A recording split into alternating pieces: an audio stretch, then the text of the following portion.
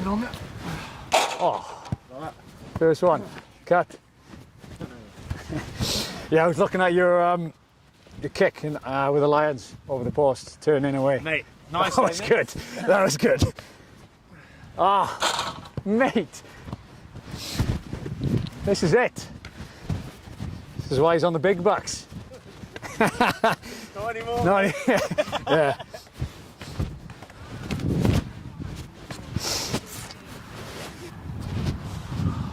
Oh, this is it. I'm gonna have to go Not further. this guy, mate. No. Is anyone you prefer? That is just... Who's the towel? Towel. Alan, towel boy. Oh, only tells a towel boy. I'm joking, mate. I'm joking. Mate, this is long. Over the top ball. Yes. Oh.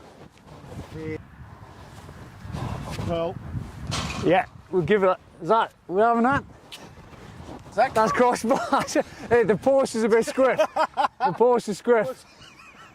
So, Jim, we were just looking at your hooker throw here. You got it back from 20 metres. So that takes a lot of power, a lot of control. It's a good 20-metre throw.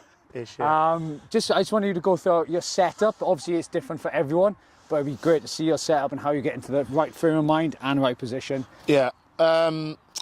Like you said, it is different for everyone, but I think there are certain things that have to be consistent through everyone that wants to be good at line-out throwing. So if I was going to coach someone how to throw, the first thing I'd say is about like your hand positioning. So if I was teaching you how to throw, I would almost say that your dominant hand, so I'm right-handed, would be in a position that you could almost like American football throw with. So your right thumb underneath, your hand pretty far towards the back of the ball because it's a bit more narrow. Maybe not on this one because it's not the best ball, but and then your left hand is actually really important. Most people think it's just your dominant hand, but your left thumb underneath the ball as well. So that's actually the last release point as the ball's coming off. So it guides the spin. Exactly, yeah. Okay. And then pretty much everything from that point on is about being square. So I always think about my feet. So my feet are the first thing I always look at. So I'll go right foot, left foot, both facing forward. My hands are in position, and then I want the ball to be square over the top of my head.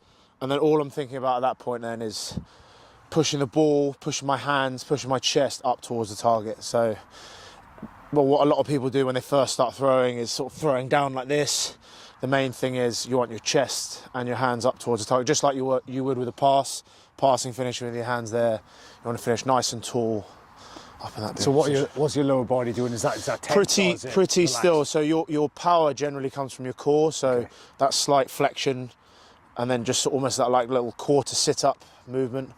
But again, you don't want that sit up to bring your chest down. Okay. The main thing is if you're thinking about like almost a laser from your sternum, you want it to be continuing to point up rather than anywhere near the floor. But your legs, you don't want them bent. You don't want them dead straight. Just nice and comfortable. And then the top half, then your elbows, are they tight? Are they wide?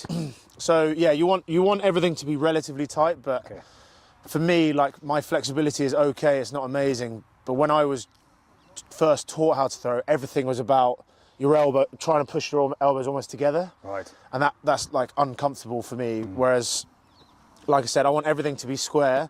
So if your elbows are nice and wide, your angle is up here. So the tighter that you can be, the better, but I just sort of get to around there. So I'm feeling like I'm squeezing my elbows together, but I'm not like... Yeah, you're still relaxed. Restricting, exactly, yeah. Okay, and then that follow through, then that thumb comes through, and then you point to that hands target. Towards the target, yeah. So I try and...